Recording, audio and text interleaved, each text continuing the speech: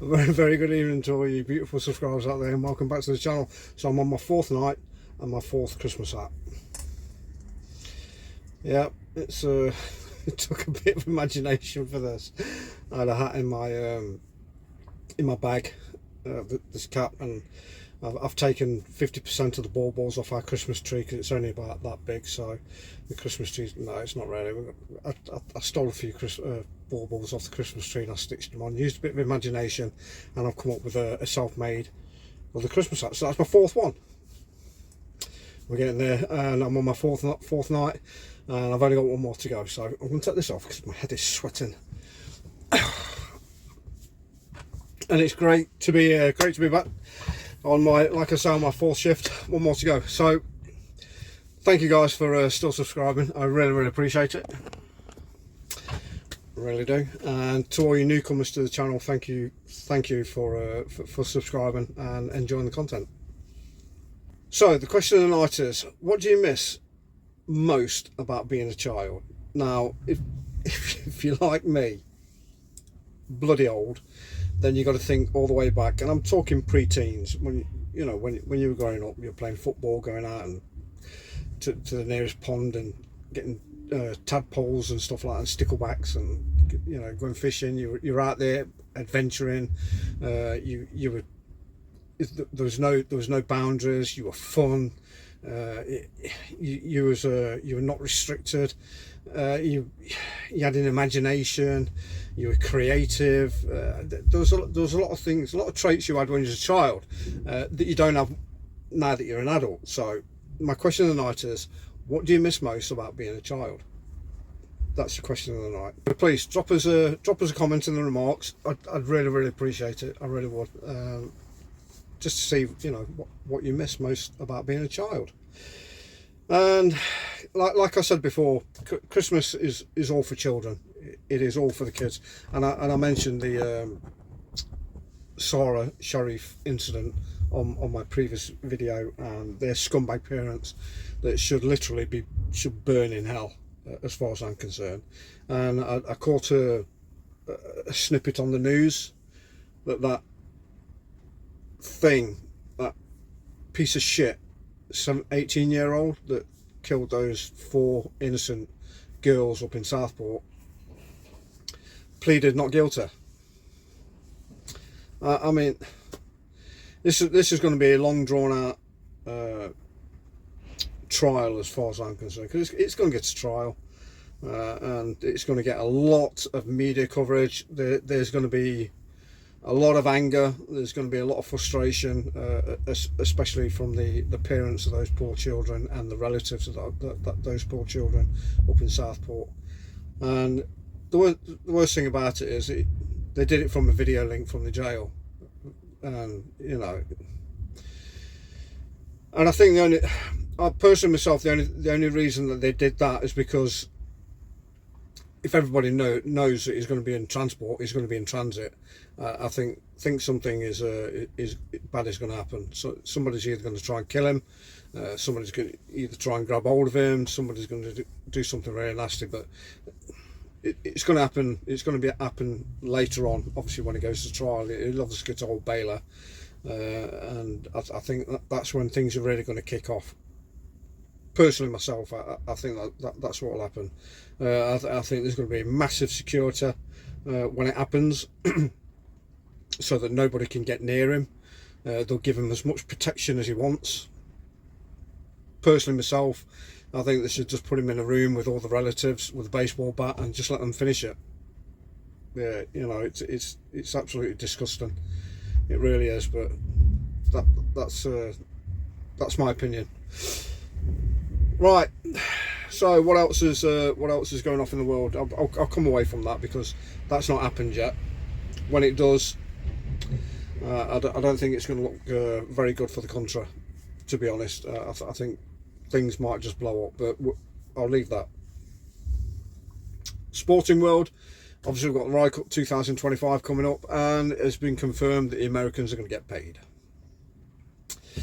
They're destroying an age-old tradition where they don't get paid, and now all of a sudden they're getting $400,000 each. I I already said before with football and all its rules and regulations and everything else has been changed by the players. So players have changed the game. It's not the FA. The FA have just bowed down to the players. And I think the same thing is going to happen to golf.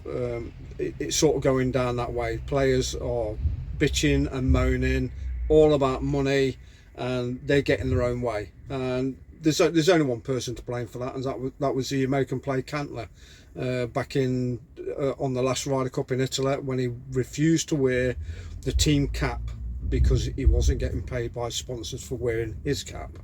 And he got berated when he was there. Obviously the European players had a good dig at him as well, but I think that's where that's come from. Personally myself, please leave me a comment. I'd love to hear your point of view on that.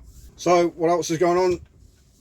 Obviously it's very, very difficult to get away from the public forum at the moment, because it's all politics. Politics at the moment is just in the spotlight, especially with obviously Trump coming into office on January the 20th. We've got a shit pot Labour government at the moment that is just destroying the country. The pensioners are suffering because they're not getting any heating allowance. The pensioners are getting hit again with their pensions. The farmers are getting hit. The working man is getting hit. All these promises that have been laid down by this government are just worthless. Absolutely worthless. And we can freeze the OAPs to death over the winter. It's not too bad now. The weather, it's raining. It's crap light. It's chucking it down rain, but it's not cold at the moment. Those months will come, January, February, beginning of March. That's probably the worst of the winter that we'll probably get, and that's when it will start. The temperature's going to start to drop. They will start. That's guaranteed. So we can strip the OAPs of all their eating allowance, but yet we can send £50 million to Syria, to the HTS, I think it is, the Al Qaeda terrorist group. So well done, David Lammy, you frigging idiot. You've just put £50 million in a terrorist purse. I just cannot understand this government and how things are being run. It's bewildering. Any other person can see exactly what's going wrong. Why can't the politicians? I know they're only here for 5 years, and they don't care. They don't care about the people. It's proved that. Labour's proved that they do not care about the working man. As long as you're working and you're earning and you're giving tax to the government, that's all they're interested in. They're not interested in anything else. They're not there to please anybody else. And that's proved that with if you look at some of the clips on YouTube, I think it's on YouTube, where Prime Minister, I ain't even going to say his name because it's not even worth saying his name, because the guy's an absolute tool.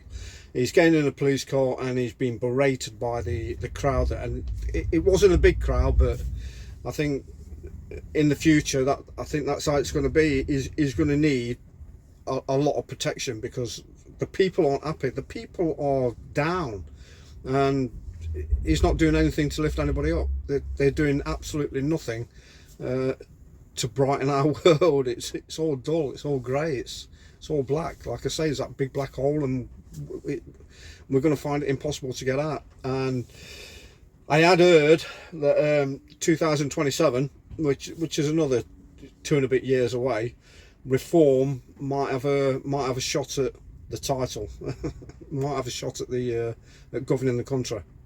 Maybe.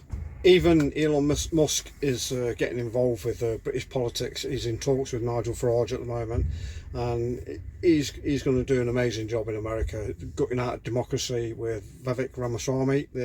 Two of them they've got a goal, $2 trillion. They're gonna cut from the government to go back into the people's pockets, which I think is absolutely amazing.